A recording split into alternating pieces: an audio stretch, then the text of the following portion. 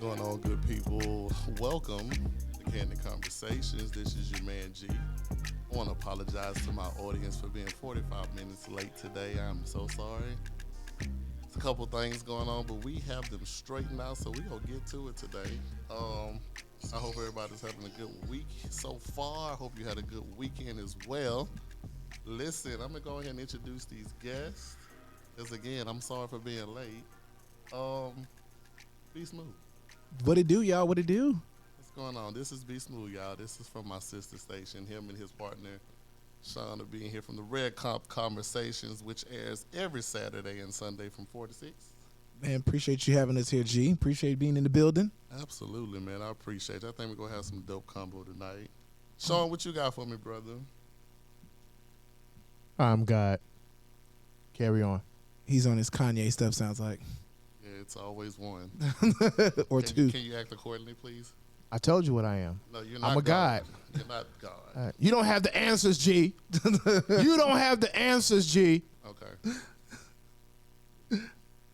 Carry on. You ready to be an adult now? This is me, bro. Okay. This is me. Well, that's Shawn, everybody. They hit him with the fentanyl. Oh, They hit him with the fentanyl. It's okay. We're going to move on. They never put his knee on his neck. We're moving on. We're moving on. Do we even know your name yet? My name is Jay. It's Jay, sir. Fair It's enough. okay. He definitely must have been on the fentanyl before he got here. It's your boy Shawn, a.k.a. man, Mr. Red Cup Conversation, man, from your weekend, number one weekend show on Atlanta's number one urban adult contemporary R&B station, Hot 92.3. Thank you for having me, G, again. I appreciate it, man. We had some technical difficulties, but we professionals, man. We push through. We push through. I would just say that 35 of those minutes were Shawn being late difficulties. Maybe I'm a rock star. So I will say that. So They hit me. They hit me with the fentanyl. if you don't see his face no more, that'll be why. He won't be on this platform no making me look like a damn asshole. So we're gonna move on. I normally do an entertainment section, but because I'm late, I'm gonna skip that today, you guys, because there's so many topics that I want to discuss today. So I'm gonna jump right on into it, and get to having this candid conversation with these gentlemen. Y'all ready to do that? Yeah, I'm ready. All right. So let's talk about. I wanted to talk about a little bit about the power of social media. Nowadays, we know that people basically surround and live their lives behind social media and what's going on and what people have and their illusion and all that good stuff. So I wanted to hear some other thoughts on the power of social media. What you think, my guy? Yo, it's literally become like breakfast for a lot of people. They'll hit their Facebook, they hit the social media, Twitter before they even put on a cup of coffee, before they even think about what they're gonna wear. They're already like checking and responding and stuff like that. And it's almost kind of scary in a sense how it really has taken over just everything, like a way of living and a way of life in a sense. Yeah, it's crazy how that's happening. Like you said, the first thing you do is when you wake up, you write for your phone, Yeah, and go to whatever media platform that's popping for that day. yeah.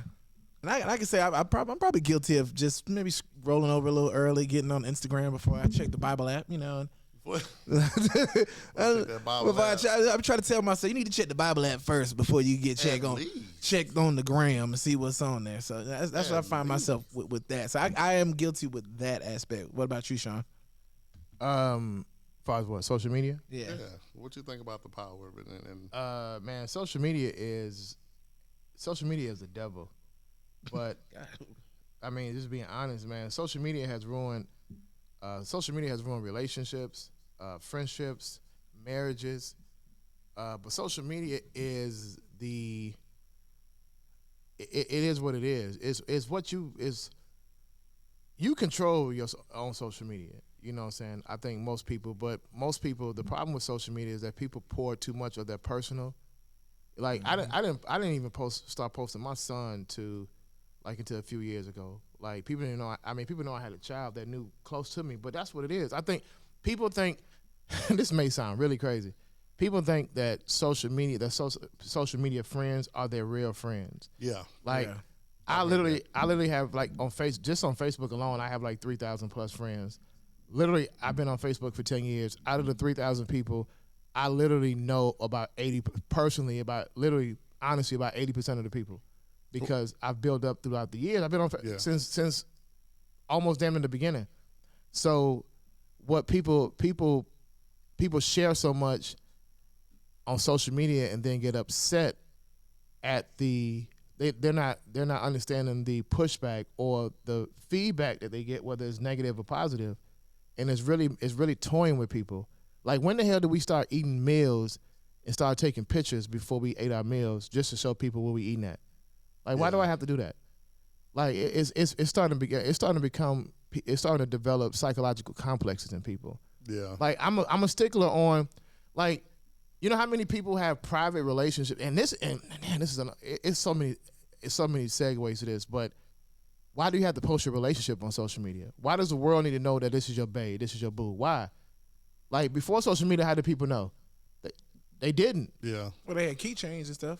Yeah, when you was but you were kids, but as adults, I think people want to show up their person, and I can get it on both sides. Like, there's no privacy in when you're doing relationships and stuff online. Yeah. Everybody can see what your prize is at that point. Everybody can kind of see what's going on and kind of insert themselves. You know what I'm saying? But on the other side, you got people that want to show off their person. Like, this person makes me happy. This person makes me feel good. I mean, I get you on that, though. I mean, I don't know. That is kind of different. It is. It's weird. It's people don't understand the things that we're doing on social media, we have done or people do. It's weird. Like, you can post all the energy about how happy you are in a relationship. You happy, you booed up, but then post the breakup. Post the bullshit too, though. I want to see the same. I want you to have that same energy of your failed relationships, because I've seen so many women and men on there. Y'all done been in 4 or 5 relationships just in this year alone, and it's the same pattern. It's babe for a couple months. You don't post for a while. You're detoxing from social media. First of all, what you're doing is really on antibiotics. That's what you're really on. And then you pop up into another relationship, and it's the same energy. But post that fair relationship, because what you're showing me is that if you really pay attention, you ain't never healed from the last relationship. Well, see, I disagree. I think, like, you know, they're using social media in the wrong contents, you know, and they're using it for that attention. They want that attention that it gives. Yeah, that too. And it becomes a dangerous slope when you say post the breakup, because a lot of people can't take the comments. Yeah, that's true. They'll post the breakup and something like, I knew that wasn't gonna happen.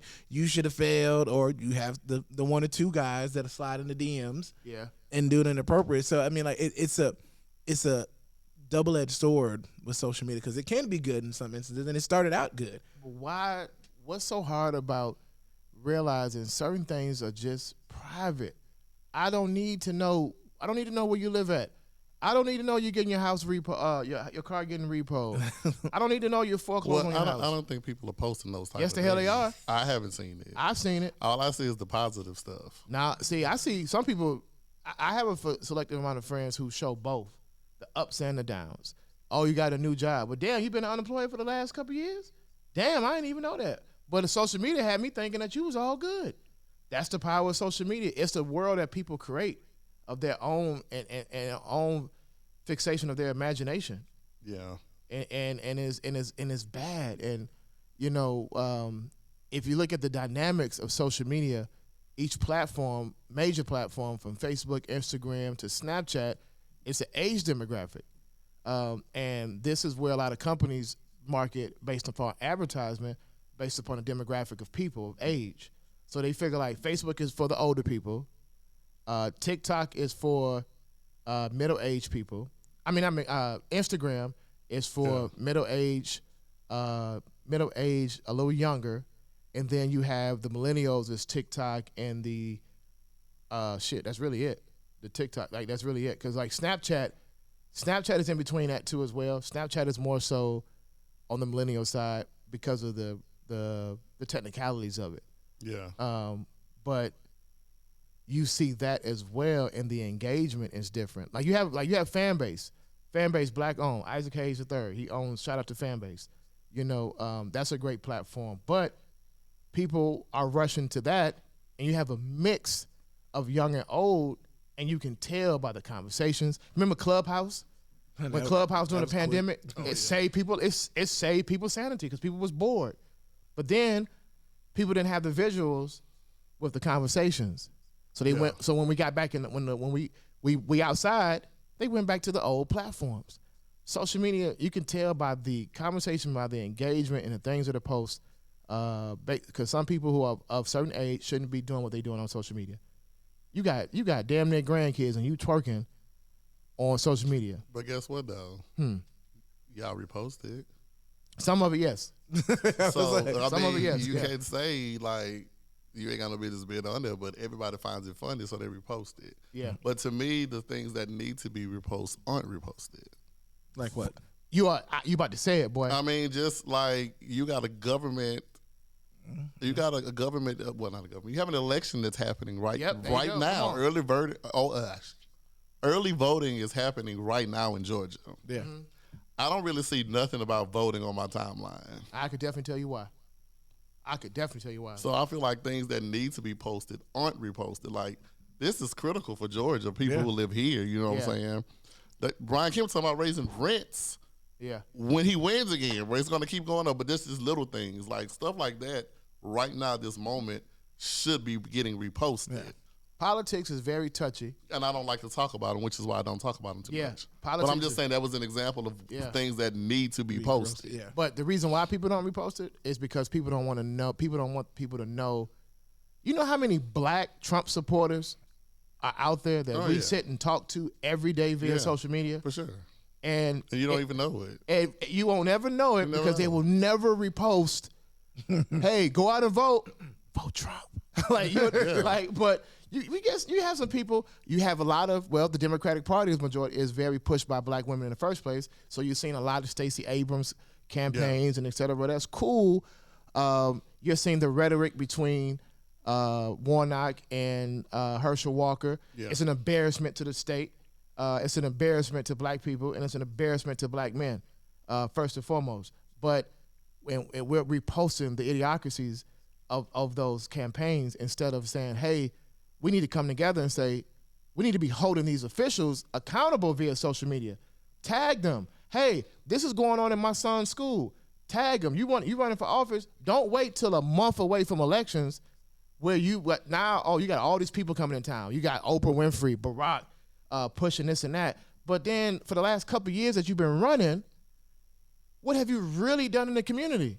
That's what we go wrong, but you know what we're gonna post? We're gonna post them struggle plates, them low vibration plates. Not the low vibration. You know, I agree because like I said, it has power. Social media has power, and I think it's used wrong. Yeah. You know how much power it has? The power is used so wrong on it. Yeah. Over $1 billion worth of power. Yeah. It's some power behind it, but we're not using it for the right thing. Nah. You know what I'm saying? Like, I mean, you know, you go viral, that's fine. You know what I'm saying? People are like basing their lives on going viral and getting a check from TikTok and getting a check from YouTube. And you know what I'm saying? Like, if you push some of that power behind the stuff that needs to be talked about. Yeah. You know what I'm saying? Like the whole George Floyd thing, push that power. Push this election, push that power. Like push that stuff, but we're pushing it for the wrong things. We did. Yeah. We got to remember too, a lot of it is still controlled through algorithm. What we do get to see and what we don't get to see. Well, we know our best friend just said that, and then we clowned him for it. Who? Kanye said the same thing. How controlled media is controlled. Period. Whether it's social media or whether it's mainstream media, it's the same. It's all controlled, and the algorithms. Like Joe Rogan got on his show a couple of days ago and broke down the analytics to TikTok and telling people they're watching and monitoring everything that you do. Yeah. Once you sign up for that app, so when you have white America complaining about these things, that's when these things bring attention to the world. That's when it's like, oh, damn, you're right. Oh man, we need to change this.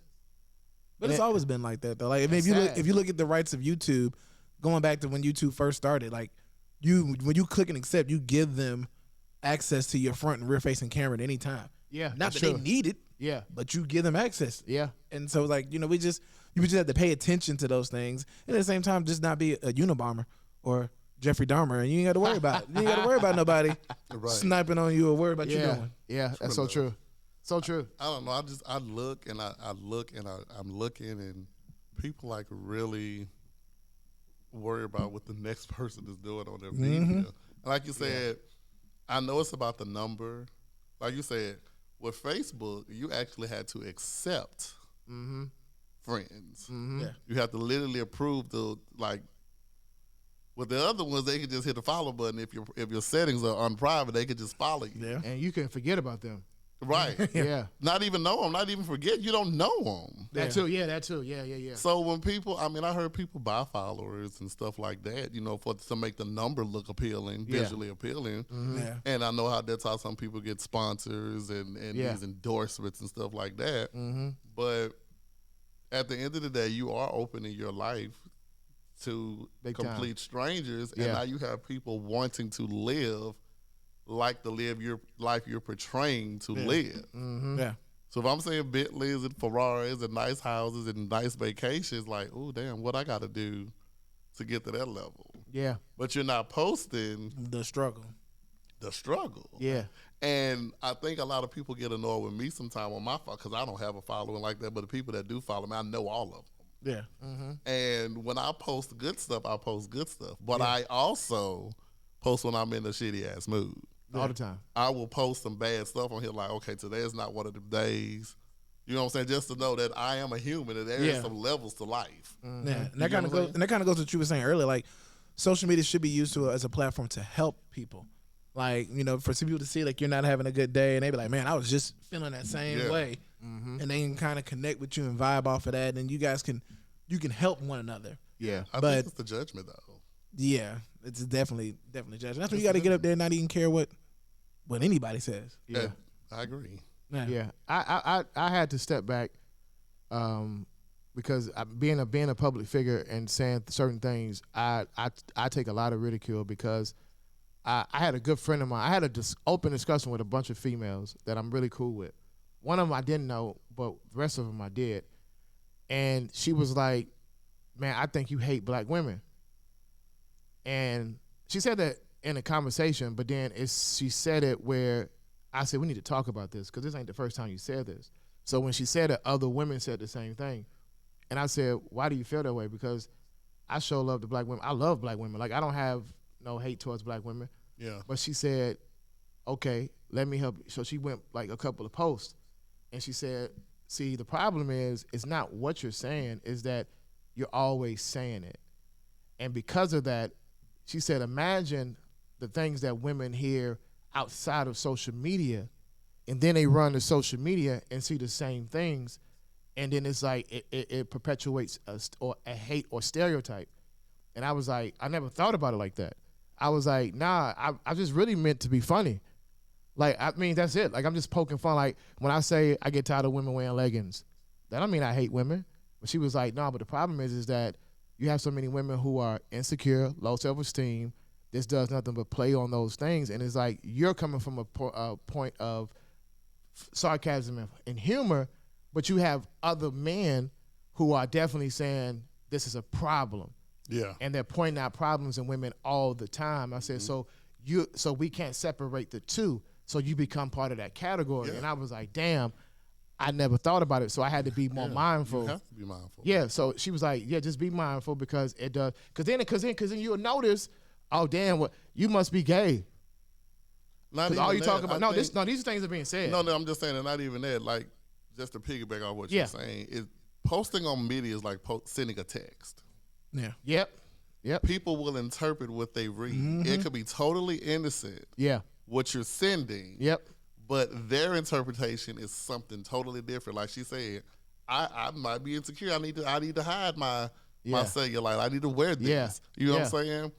She wouldn't know that because she didn't verbally hear you state that. That's true. You know what I'm saying? Yeah. Very true. You just have to be mindful of what you're posting if you're going to be from a humorous standpoint. Yeah. You know what I'm saying? Yeah, I had my aunt call me. My aunt actually called me, and she's very like, My aunt is very particular, very conservative, but she's from the projects of Chicago, like born and raised. But she is my aunt is a very prestigious black woman. Like she's the first black female architect in the state of Illinois. Mm-hmm. Like she does a lot for the city. Like she's very. So she was like, listen, she was like, what you're doing is. She compared me. She was like, listen, look at what Kev on stage does, and look at the things that you're saying. Mm-hmm. She said, he's crossing the line, but it's received. You're crossing the line, and it's looking like you hate women. Right. And I was like, damn, like it's looking misogynistic. Yeah. And I was like, wow. It opened my eyes. I said, and I told her straight up, I was like, I'm gonna say what I still want to say, but she said, but I was like, you know what? I don't want to give off that perception, because then I found myself defending myself, which and like every time you have some conversation with somebody. yeah, and I'm like, damn, I'm like, nah, I ain't gay. I don't hate women. Like, what the hell y'all talking about? And then I'm feeding to it. Now I'm arguing with women on social media. Yeah. Now I'm going back and forth. Now I'm being insulting. Now I'm being this and that. So so I'm doing nothing but playing into what they're saying. And I'm like, damn, I didn't realize how detrimental or how powerful words outside of the tongue. Words are powerful, and people's interpretation or people's perception become their reality. Absolutely. So yeah. How do you not know that though? I do. A teacher gave me this saying a while back. Mm-hmm. Stop and think before you react. Right. Yeah. So you kind of, and because we're impulsive as individuals, it doesn't happen all the time. But I've literally taken the steps of trying to stop and think before I regurgitate my words. Yeah. Mm-hmm. Because I have to be mindful. Some people will say, well, gee, why the hell you worried about what other people got to say? Because I love people. Mm-hmm. So I have to be mindful of what I'm about to say to somebody, to where I'm not hurting their feelings, but where it's genuinely delivered in the place of love. You know what I'm saying? That's not me. I know it's not. So I the reason why understand. I said that is Yeah. like being the person that you are, because you're pretty unfiltered. Yeah. Why are you that way? Like, why do you feel like you have to be like? I'm sure it's a backstory. I'm almost certain. It's a quick story. Yeah, but One day, I'm gonna say 1954. No, right. My senior year of high school, 98. And I was known as I used to joke, roast. We used to have roasting sessions. Me and one of my best friends, Ulysses, we used to always talk about each other, right? And then we used to always pick on somebody, sing on somebody, not tagging, just talking. Talking is that's Chicago way. Yeah. Chicago is listen. If you ever want to get roasted, come to Chicago. It's gonna build your character. So you blaming your filthy mouth on Chicago? No. Yeah, part of it. Okay. Yeah, that's my DNA. All right. Like I got thick skin, so it's like you can't say certain things and be like I in high school experienced an injury where I had a chipped tooth. So I had a chipped tooth. So when I smiled, I had a chipped tooth. So I had to deal with that. So first thing they would say, chip, raggedy mouth, chip, whatever. So I developed so much thick skin that when I would spew out words, I said, well, shit, I ain't doing nothing but defending myself. So then I started to realize is that the unfilteredness came is because I only know one way to be. Like I can't care about your feelings because you're taking the time out to insult and joke with me or roast. And so I'm going to go 10 times more. You say my mama, your dead ass auntie. See, I'm gonna go a little further. But what's the point of that though? Because I'm here to hurt you with words. Why? Because I'm not gonna ever let you win. So it's a competition. It is. Yeah, it is. Pride. Okay. It's your pride that won't let you allow. I can't say pride. I just got a killer instinct. I'm never gonna let you be funnier than me. I'm never gonna let you roast me.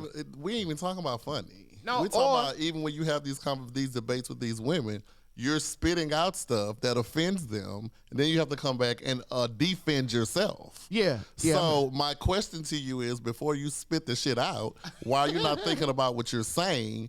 Because you know it's gonna judge. I think you like having debates. Yeah, I do. Yeah, I do. I really think that because it's like, she may be right, but I'm gonna go ahead and say what I want to say, and knowing part of me is wrong. Right. I'm not saying that's the case, but I'm gonna go back and forth with her just to get a rise out of her. Why are you that individual? I've always been one because I have a law background and I like to debate. Like I like to have intellectual discourse, which is the proper way to say debate, and and it's based upon fact, slight opinion, and I like to say and I like to have that. I like the back and forth banter. without the emotions. Like I'm not going to be emotional, Well, but I like to have a Shawn, conversation. listen. But I like to have You conversation. hit women, emotional creatures. I hit men and That's women. no disrespect. Yeah. No. See, there you go. No, I'm being honest. I want to be clear about that. Know what I'm saying?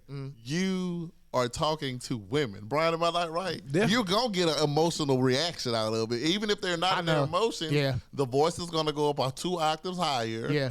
Oh, Because they offended in some kind of right. They're gonna type it all caps. Yeah. You know this as a man, bro. You know this as a man, and you still doing it, bro. I'm a master conversationalist, and I know limits. I know my limits, and I know when I go past my limit. Sometimes I'm just so far gone. I'm just committed. So at that point, if you're losing, not losing. You have to win it. Yeah, that too. But when I You should commit, have definitely been a lawyer. yeah, because when I commit, I'm committed. Like I'm all the way in. Like all right, shit. I done swung on you now. Ain't no point in saying my bad. We gonna have to fight, and it's what it is. But again, I'm not the person you could just tell me anything. A lot of people like to have those conversations where they just can tell me anything, and that's what it is. Yeah. I'm not that person. If we want to have, I like educating people. I like being educated. Yeah. And I like to let's have an understanding. Right. Because we're going to have a difference of opinion. Yeah, absolutely. To you, it may be a flower. To me, it may just be a raggedy ass plant. But at the end of the day, we're going to give our opinions and have conversations, and that's what life is about. I'm cool with that. Yeah. But when it gets to Shaquita said, offensive territory, then it becomes an issue. I think he likes the entertainment aspect of Right, it too. and he likes to that find too. shit funny. Yeah.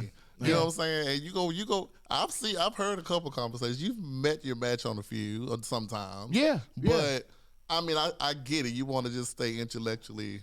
Yeah, because I don't ready. get disrespectful. Like Yeah. I'm not going to be like, I'm not going to take it to be disrespectful. Yeah. It's just that I'm going to let you know this is where I stand.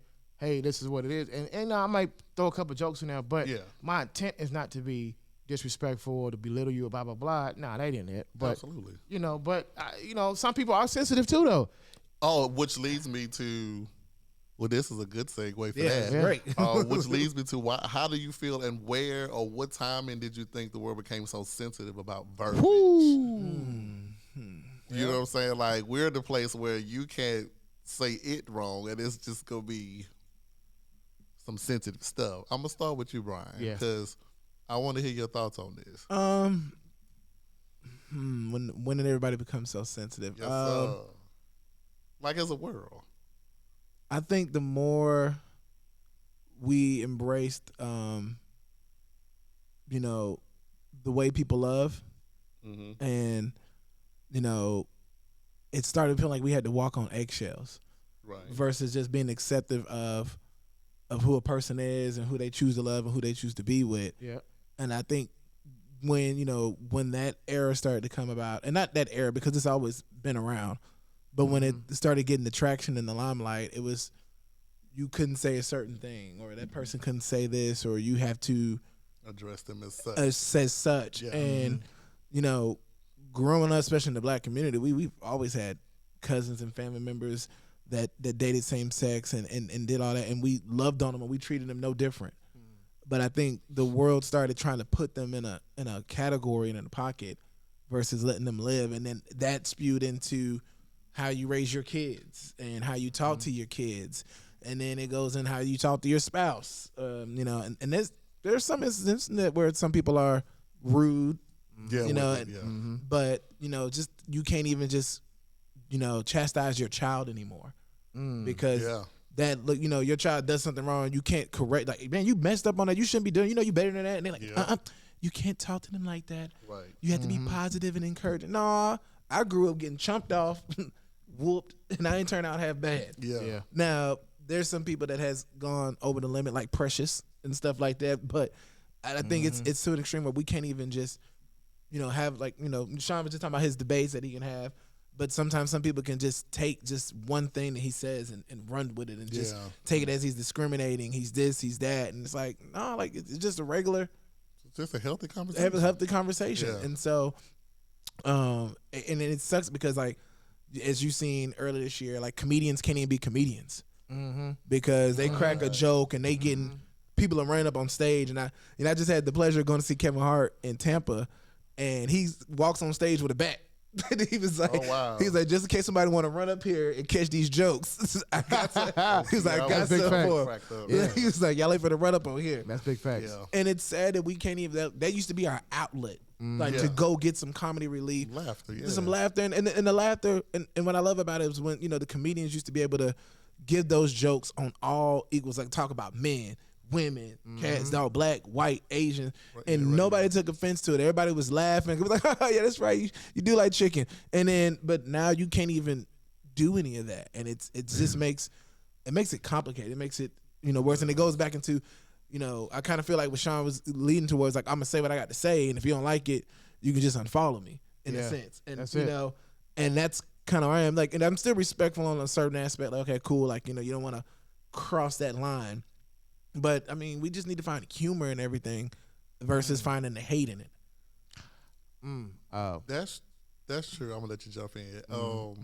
I agree. I think it also goes to the generations. That's it. You right on. Okay? That's so it. if you think about it, you go back to this generation. I don't know the titles of them. I just know X and Z's, whatever. yeah. But We're millennials, actually. yeah, so we're millennials. Then you have Gen Z or Gen X, whatever one it is. Gen X. But Yeah. it was a little difficult back then because again, you're coming from households that people were keeping secrets and closeted go. things and There not you go. saying things and Yeah. then you come to this newer generation. They have it a bit easier because their parents are almost the same age as them. Bingo. Yep. I hate to say that, That's but honest. Yeah. I think things are a little bit easier. But as you said perfectly, things weren't so sensitive back then. Yeah. You know what I'm saying? Even though you still will instill, yeah, as a man, you better do ABC, you better not cry, I'm a punch in your chest, or such and such and such. Yeah, we grew up with that. Well, I didn't grow up with that. I seen people because I didn't have a dad like that, but I seen it. But it's so much to unpack with this subject. It really is. Which is why I wanted to talk about it because we don't talk about it. Man, I can't wait till you tag me in. Oh, you good? You tag you in. Listen, the world became sensitive around the new millennium. Okay. Thousands. Yep, the 2000s is when the world became ultra sensitive, and the reason why is because our generation dropped the ball. Meaning that we grew up with Big Mama. Big Mama had these sticklers, and everybody take a pen and paper and check these things off your list. Big Mama said, you can't go out the house looking any kind of way. Right. What do you have now? The total opposite. That went for men and women. Yeah. Women wasn't running around with no damn bonnets in their damn heads. Right. They wasn't coming out just looking raggedy or roller sets. When you last time you seen a roller set? But that's what it used to be. You used to catch that now and then, but you didn't see that. Yeah. Two, men and women had to carry themselves and be presentable. You had to be men and women or young ladies out in these streets. Second, certain conversations wasn't had in front of adults True. and in front of children. That In Big front of Mama didn't children. allow that. Yeah. Yo, my black ass sat at the kids' table as a teenager. We were kids because we were their kids, and we sat and ate amongst us cousins and younger siblings. You never sat with the adults until it was like movie time or something like that. Right. But you wasn't having adult conversations around other adults. Adults wouldn't have a conversation around the youth. Now it is. So now you have lines and barriers that have been crossed that should not have been. Respectfully, that's why some of these parents and some of these women are having troubles with their daughters, is because your daughter thinks she's grown at the age of 12 because you're talking about the same thing she's talking about with her friends back in the day. That wasn't happening 20 or 25 years ago. Those things was taboo. Nothing is taboo anymore. Right. So when we took the taboo-ness out, right, everything became accepting. So Big Mama started, Which is really not. which is crazy. Well, yeah, when Big Mama started dying out, right? Now Big Mamas is not older, not the Medeas. Big Mamas is what age we are now, 40s and 50s, with a hipper mindset. Would it be like, oh, that's just what young people do? We've instilled so much acceptance to the point it's now 22 years later, everything 22 years ago that's accepted now wasn't accepted. Unfortunately, it's no pun against nothing against anybody. Homosexuality wasn't as acceptable as it is now. 22 years ago, I still don't think it's acceptable. I'm gonna tell you why. Well, we're gonna get into that because that's another subject. Not in a bad way, but right, not acceptable, accepted. Exactly. It's more so understood. Like you don't have people frowning up when you see like, oh, that's two men kissing or they holding hands. You don't see that anymore. You don't see again. You don't see with two women. That's a double standard. It is. It's a double standard. That's a whole nother conversation. It's a whole nother night. But these things weren't accepted outside of the household, and now they are. And so because now it's like, you can't say that because we understand. You can't, because I hate to say this word, but I'm just saying it for the sake of conversation. When last time you heard somebody say the word faggot? You say that, you're going to jail. Back in the day, that's what it was. It was saying like the word, like the N-word. Now you can't say that word now because it's like, oh, it's offensive. Because it's offensive to a culture or a lifestyle that is openly accepted now. So you have to understand is that that's what we're living in. Things that weren't accepted then are now accepted. So people have become more sensitive to certain things because you just can't say that. Because it's like, oh, we know. We with it now. We cool. We cool with it. Yeah, we get it. No, don't say that about them. Nah, don't do that. No, we get it. And so because of that, that has been a thriving force because it's in the household. It's outside of the household. It's in the schools. Look at the teachers. The teachers are the same damn age as the students. I haven't seen so many cases of student-teacher sex cases. And well, that was a fantasy of mine. But I haven't seen so many of those cases until now because these generational gaps, there is no big gaps anymore. 10 years ain't no big gap. No. And so because of that, you have some people who just more, I get it. Okay, cool. Yeah, let's roll with it. Cool. And it's like, is it really cool? I mean, I just feel like the newer generation is just not going to have you label them. At all. Yeah. They're not going to be labeled off of your beliefs as you was going to. Because remember now, raising kids, and I don't have any, thank God, but raising kids and being a parent did not come with an owner's manual. No. Yeah. Nah. So and they don't. You're pretty much learning it on your own. If you picked up some stuff from your parent, which you may not have agreed with how they raised you, but then you're trying to change the narrative. Okay, I will never raise my child to do A, B, C, D, E, F, G. You know what I'm saying? I will never do that to them. I would never close them off. I would never do such and such. But then these newer ones are like, yeah, nah. I'm going to be who the hell I am. I'm going to do what I want to do. You know where they came from? Freedom. Yeah. We didn't, bruh. So you know what? I'm glad you said that, G, because I'm about the prophet side now. So when I had don't hold too much breath. No. So when I had the conversation about Dwayne Wade's son, I don't care about Dwayne Wade's son being gay, being whatever the hell he is. I had a problem with a child making an adult decision. We didn't make those type of decisions or have that type of freedom growing up.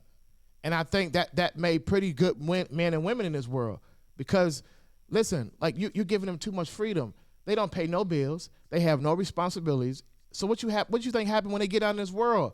They're gonna feel like they can do whatever. They're not gonna have no sense of. They're not gonna have no sense of know-how or a sense of like responsibility, because they feel like, okay, I wasn't held accountable for this. I can do what I want. Yeah, I identify as a man or a woman. Huh? Boy, what you talking about? Come on, man. Like, remember, like, we had little things now and then back in the day, like it was one nationwide case where a child, a girl or a dude divorced his parents. What, the girl separated from her parents? Yeah, that was like, oh my God, that's detrimental. Now it's like, it's what these kids identify with, and that's become acceptable. No, you're not going to tell me that you feel as though, boy, you ain't got no feelings till you grown and out my damn house. Now you're giving the same freedom and less accountability to these kids who have no responsibilities and have no responsibilities. And that has created a culture in itself that is detrimental to society, because you're seeing that when you go to fast food places, they don't have any sense of customer service. That's the Chick-fil-A. Unless it's Chick-fil-A. Because they don't have any pride. We took pride in our first job. Yeah. We took pride. We might have made $56 at our first job on our first check. For a week. But we felt like we earned something and we did something. These kids have a weird sense of entitlement that we as parents said, I don't want them to experience the foot on the neck as my parents did. Yeah, but as a parent myself and as one who had very firm and strict parents, like for me as a parent, I make sure I instill in my son like to prepare him for things in life. Right. And to go back to the sensitive topic, like I remember him growing up and being in middle school, like elementary school, and he coming home and he's like, man, they making fun of me, and he crying, and I says, hey, look, they make fun of your daddy now. People gonna stay doing that, but let me show you how you deal with that. Let me show you how you keep in tune of your emotions. And it wasn't from no standpoint of you can't cry, you're not supposed to do that. I was like, no, you can cry. That's how you feel. You feel that way. But this is how you deal with it. This is how I would want my parents to talk to me. But like you said, they didn't have no manual back then. They didn't know what to do. And for me going forward, I was like, okay, cool. I know what my parents did and what I didn't like and what I did like. And I see why they did certain things. But let me put my own spin on it. And then make sure that I'm teaching him the right way so that you can be in tune with your feelings and your emotions, but be careful with how you display your sensitivity in front of the wrong people. Because these kids are soft, man. Bullies used to get their ass whooped back in the day. So, if you was a bully, you got your ass whooped. Hold on, Shawn. I'm sorry. So let me just make sure I heard that right. So you wanted him to have controlled emotions, pretty much. Yeah, because me growing up, I was one of them kids. I would get mad. But now I'm acting out in class. I'm lashing out. Yeah, so if he was in an anger, just using this for an example. So you had to learn how to control your anger issues back when you were younger. I didn't learn until I got grown. Right. So you decided, hey, I'm gonna make sure my son controls. Because I saw it. I saw him and in the I same saw situation. me and him, and I was like, nah, bro. I'm gonna save you some heartache and some pain because I didn't realize I was grown. Yeah. And like, let me start helping you out as you're young, and having those real conversations and telling them like, this is what happened to me. Like when I would act out in school, I would be the one getting in trouble. Yeah. Even though somebody provoked me and got me to that level, it was me that got in trouble. Yeah. And so that's why you have to be in control of your emotions and yourself so you don't become a victim of you the one that's lashing out, or you the one that's always lashing out in class because he's too emotional, he's too sad, or just be in control of it. And like I said, you can display it. Definitely do that. Definitely show your emotions, because holding that stuff in, it ain't gonna do nothing but build up. Right. That's where I was going. I just wanted to make sure I heard it right. Yeah. 'Cause, I mean, I think that's a lot of our problem today. Yeah. Yep. And that's Hold why stuff in. Yeah, Holding because it in. when you're suppressing that stuff, when you do get to these levels where you're ready to shoot and kill, well, I didn't have an outlet to let this out. Yeah.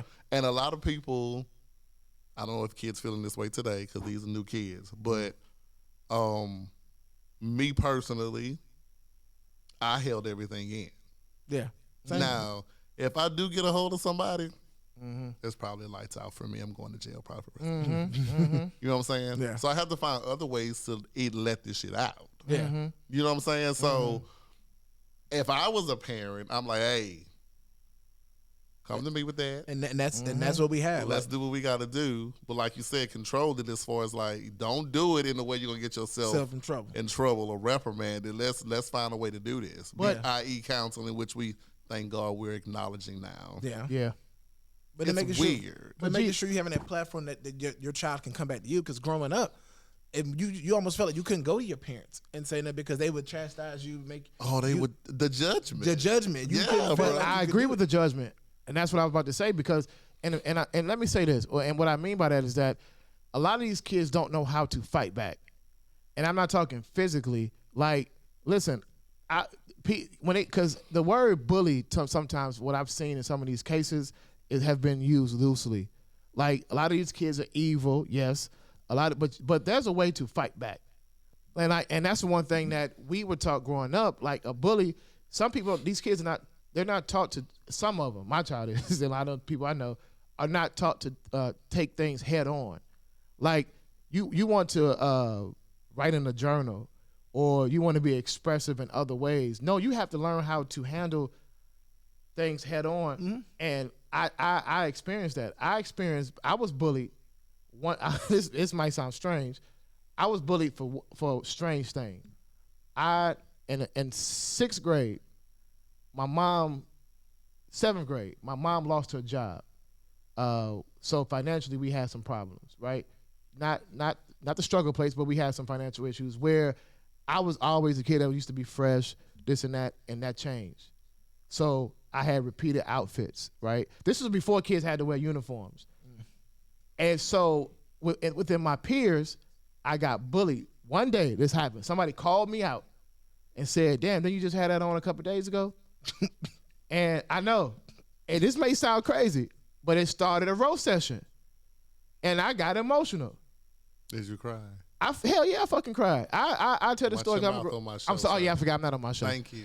I cried and it caught me. But what I didn't do is run home and be like, I got bullied. What'd you do? Man, I roasted the hell out the niggas. But then I also had an emotional moment. I had a transparent moment. With whom?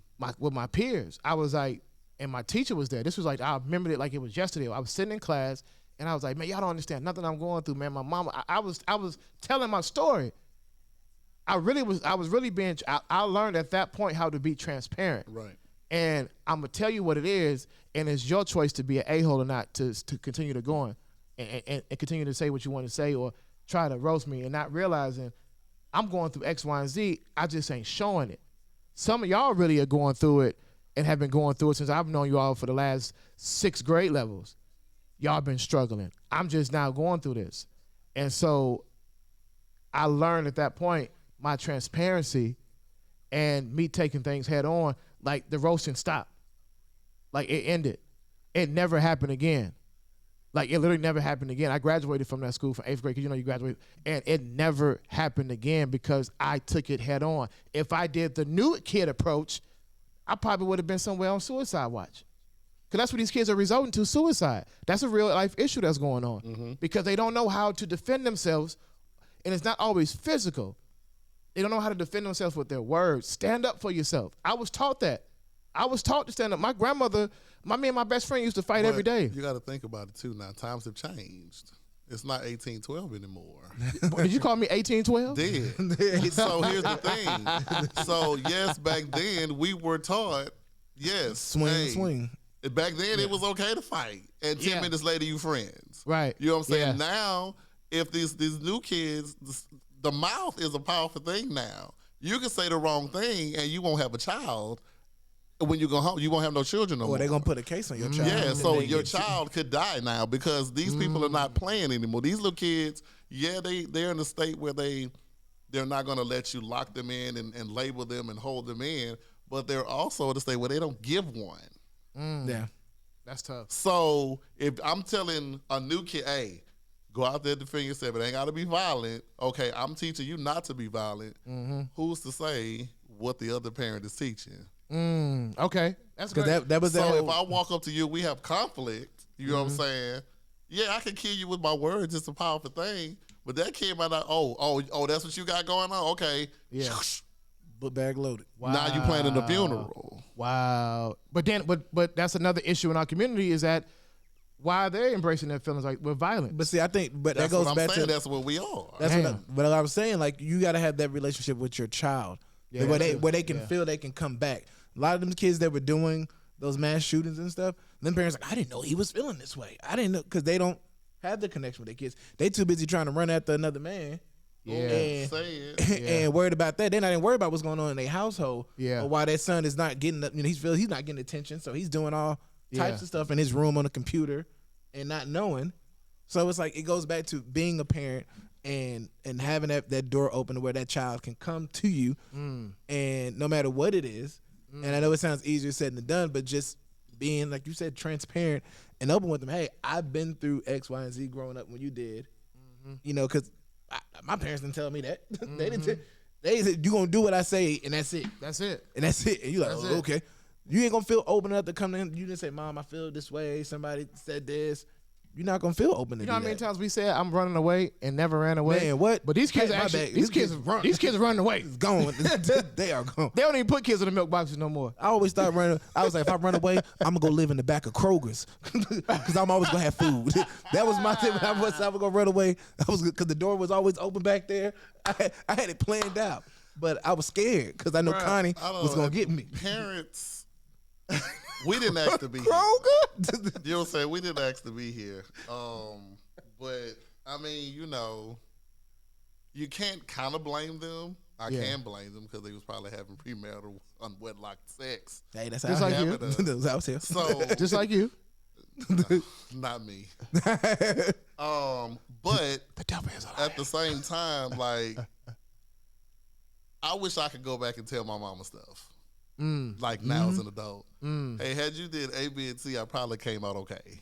Okay, I give you. Or if you did A, B, and C, like, I'd be a much better mental stated person. Yeah. My mental state would be cool. You know what I'm saying? But then you try to tell your kids now, hey, talk to me. Tell me what's on your mind. I really honestly don't think people in this era have that relationship with their kids. You just kind of let them do what they want to do. Yeah. Yeah, that 'Cause is if you true. even think about it, the newer parents are putting iTablets and phones in the kids' hand and moving on. Yes. You have Yeah. a built-in Di- electronic digital babysitter. pacifiers. You got digital pacifiers Yeah. at that point. So Come on, good words. that's what they're using. Yeah. You know what I'm saying? That's what they're using now. You know what I'm saying? So they ain't having no open dialogue with their kids. When the last time you heard somebody say, let's have dinner together, sit at the table? I went to a restaurant this past weekend, Shawn, literally. I walked in. Everybody's doing this. Yeah, that's true. Yeah, that's Everybody true. on their phone. Nobody's engaging in conversation. Yeah. Nobody's talking. And then even when the food come out, On They, his phone. man, but you still on your phone. they got it bro. propped up by the salt Right. shaker. Having a whole, it's like, where did that, I don't know where it stopped at, but the communication in families are horrible. It's the newer kids, man, because my son is 18, going on 19 in a couple of weeks. I'm a very much of a traditionalist. Like, I believed in, like, holidays. You know, my son's mother.